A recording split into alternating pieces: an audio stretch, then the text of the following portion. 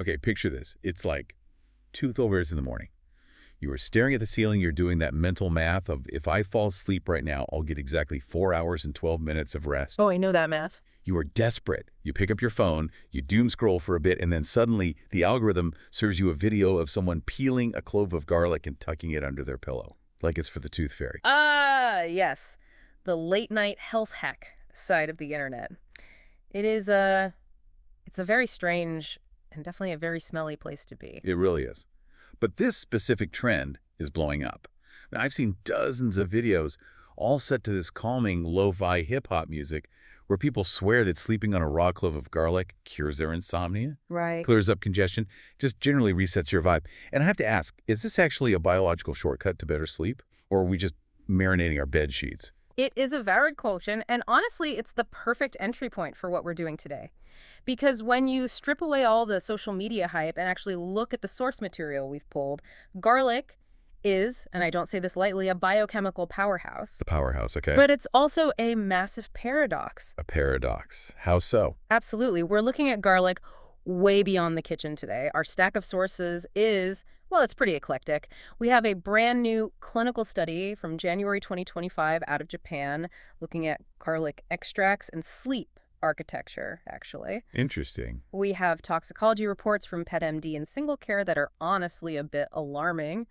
And then, just to keep things interesting, we have some very dark folklore about what exactly you might be trying to keep out of your bedroom with that garlic. I saw the folklore notes. We are going way beyond Dracula today. Way, way beyond. So the mission for this deep dive is to sort the placebo from the biochemistry. We need to figure out if garlic is a sleep aid, a historical medicine, a weapon against very specific flying monsters. Flying monsters, yes. Or, and this is crucial, a serious hazard for the four-legged friends living in your house. I love it.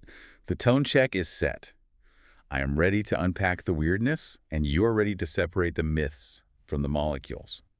So let's start with the pillow method. Let's do it. The practice is pretty simple, at least according to the sleep blogs we looked at, like Cepopolis and Puffy Mattress. You take a fresh, unpeeled clove, you stick it under the pillow. That's it. That's the hack. The claim is that it helps you drift off faster, maybe helps with insomnia. My first thought is, wouldn't the crunching sound of the skin wake you up? But seriously, is there any science here, or is it just the power of suggestion? There is science, but it's not magic, it's chemistry. The whole theory relies on the sulfur compounds in garlic, specifically a compound called allicin. Allicin. Okay, so that's the stuff that makes it spicy, right? The pungent part. That's the one, correct. But here's the thing about allicin.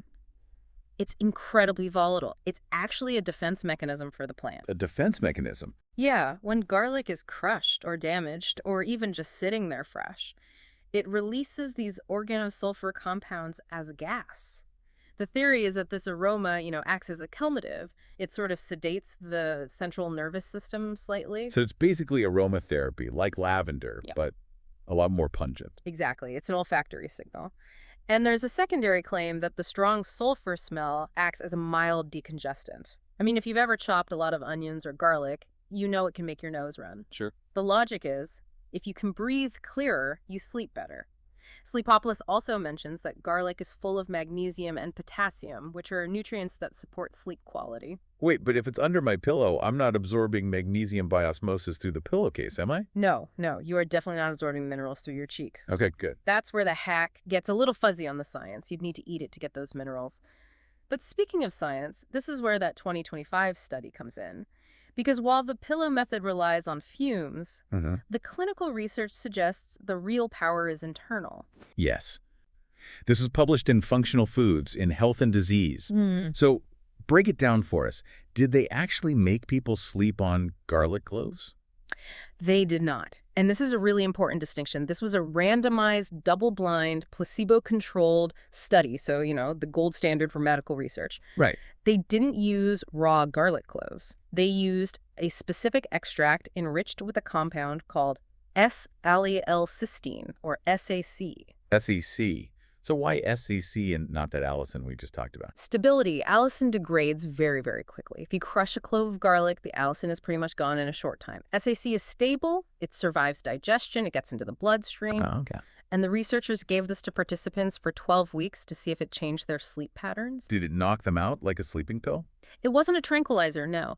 The results were more nuanced. They didn't see a massive change in total sleep time for everyone across the board. However, There's a however. there was a specific subgroup of people, those with just mild sleep issues, who saw a significant improvement in sleep efficiency. Sleep efficiency. That sounds like a corporate metric for napping at work. It's a great term, isn't it? It just refers to the ratio of time you spend actually asleep versus the time you spend lying in bed trying to sleep. Got it. The participants taking the SSE extract fell asleep faster and, crucially, stayed asleep with fewer wake-ups. So it helps with the maintenance of sleep. Precisely. And they reported feeling less sleepy when they woke up. The researchers believe this SIC compound helps regulate the autonomic nervous system, Okay. which is basically the master switch that helps you toggle between fight or flight and rest and digest. So what does this all mean for the person with a clove under their pillow? It means they have the right idea, but probably the wrong delivery method. The pillow might work via the placebo effect or maybe some mild aromatherapy, but if you want that biological switch to flip, You gotta eat it. you probably need to ingest a standardized extract like they used in the study to really engage that parasympathetic nervous system. So pill over pillow. In this case, yes. Plus, it saves your bedding from smelling like an Italian restaurant. Fair point. Now, if you ingest it, you get other benefits too. I saw one source referred to garlic as Russian penicillin. Yes, and Rustic's theriac. Historically, garlic was the heavy lifter before we had modern antibiotics. It was used for typhus, cholera, dysentery. During World War II, the Red Army actually used crushed garlic on wounds when they ran out of penicillin. That is wild. It wasn't just a seasoning, it was battlefield medicine. It was survival, and we saw some notes on lung health specifically, which is relevant given the sleep conversation. Okay, did. There's evidence suggesting raw garlic consumption might be a protective factor against lung cancer because it scavenges free radicals. But what's really fascinating is the antimicrobial aspect. There are studies showing that inhaling garlic vapor, that volatile allicin we mentioned, can actually kill lung pathogenic bacteria. Okay, hold on, because this brings us to the don't do this portion of the show. We talked about inhaling vapor, but I saw a trend on TikTok that takes this way, way too literally. Oh, no. People are sticking raw garlic cloves inside their nostrils to clear congestion. Please, if you take one thing away from this, do not do that. But it looks so effective in the videos. Right. I watched one where a girl pulls the garlic out after like 20 minutes, and mucus just starts flowing like a waterfall. It looked like it cleared her sinuses instantly. It's an illusion. A complete illusion. We have to look at the single care medical review on this. That mucus flow isn't the infection leaving your body. What is it then? It's a reaction to extreme irritation. Garlic is caustic. It can cause chemical burns. So you're just chemical burning the inside of your nose. You are causing contact dermatitis on a very sensitive mucous membrane. The body senses a chemical attack, because that's what it is, and it floods the area with fluid to try to wash the irritant away. That's the flow you see. So you are confusing an injury response with a cure. Exactly. And the risks are real. You can cause blisters inside your nose. You can trigger anaphylaxis if you have a sensitivity. And maybe, most embarrassingly, the clove can get stuck. That is a specialized ER visit nobody wants to make. So I was watching TikTok.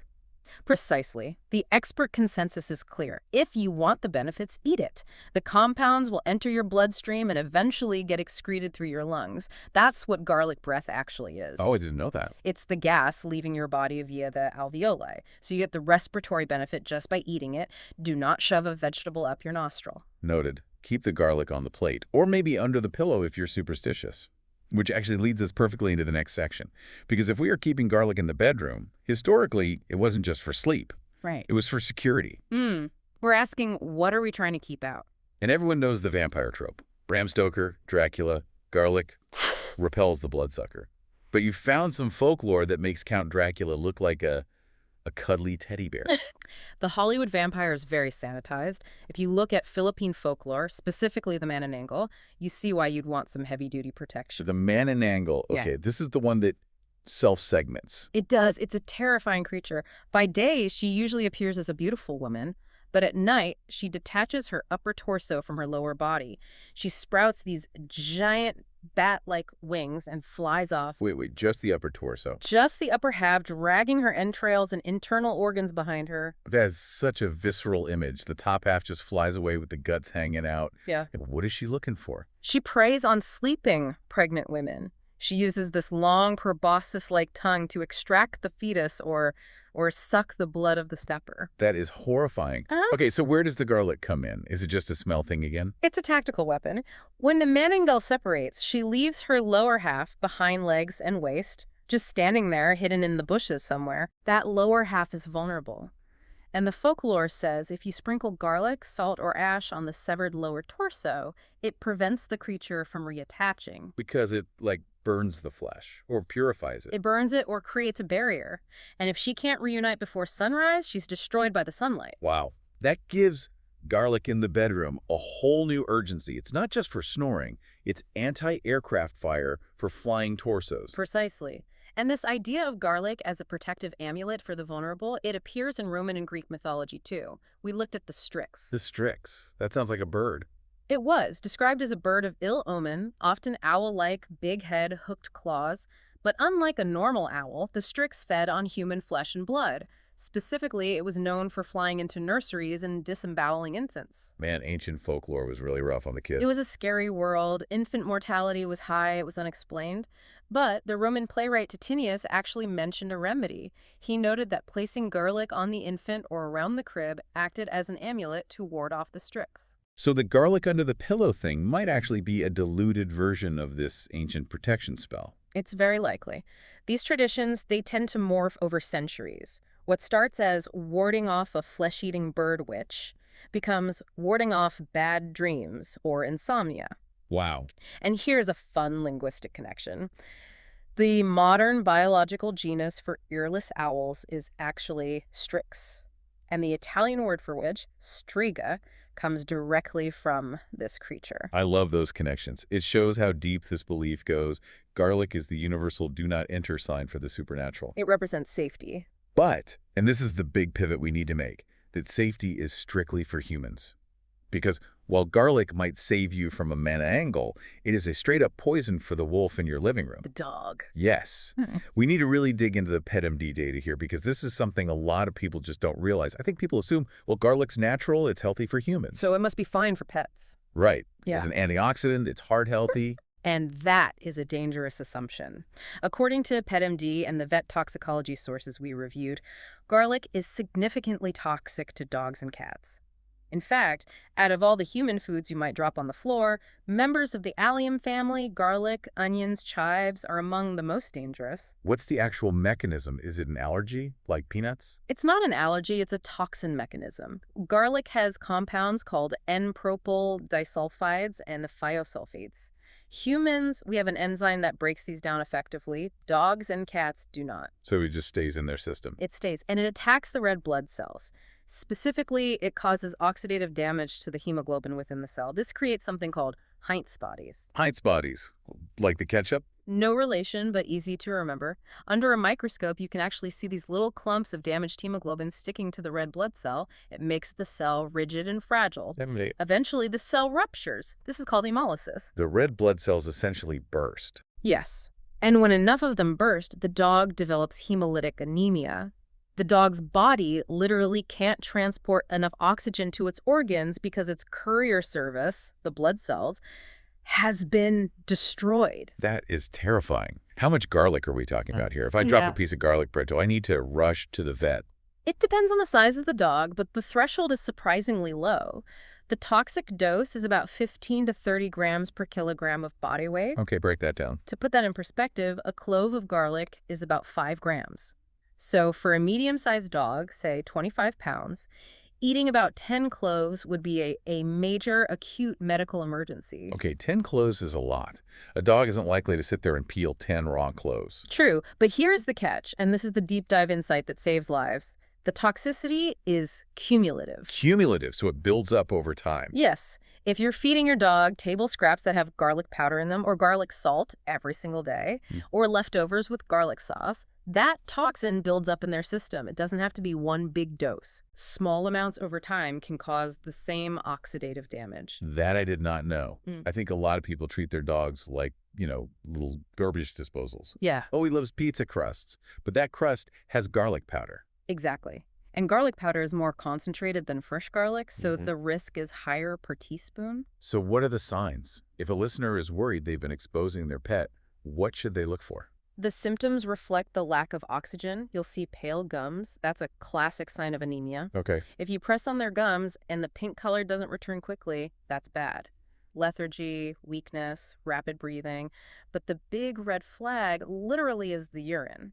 You might see red or brown urine. Brown urine. It's called hemoglobinuria. That brown color is the result of all the hemoglobin being released from the burst blood cells and getting filtered through the kidneys. Okay. If you see that, it is an absolute emergency. Vomiting is also common. And it's not just dogs, right?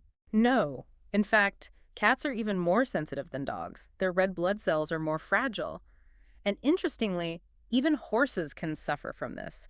There was a study on horses given garlic supplements for respiratory health. Oh, because it helps their lungs, like with us. Right. But over long periods, they developed anemia too. So garlic is this complete double-edged sword.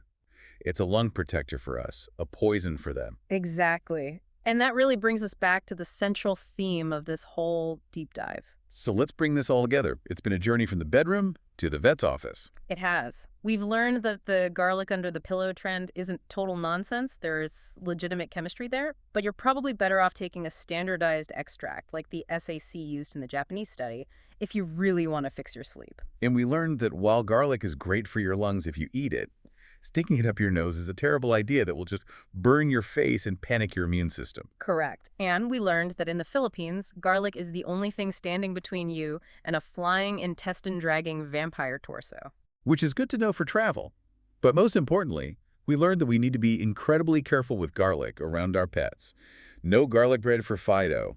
Watch out for that garlic powder. Absolutely. Zero tolerance. Keep the garlic on the counter and away from the food bowl. You know, it really makes you appreciate how complex nature is. We walk past this bulb in the grocery store every day. It costs like 50 cents, and it's just holding all this power. It really is. And if you think about it, that final thought is fascinating. The very chemicals, those sulfur compounds that garlic evolved to protect itself from pests, to stop insects from eating it, are the exact same chemicals that make it medicinal for us, helping us fight bacteria and sleep.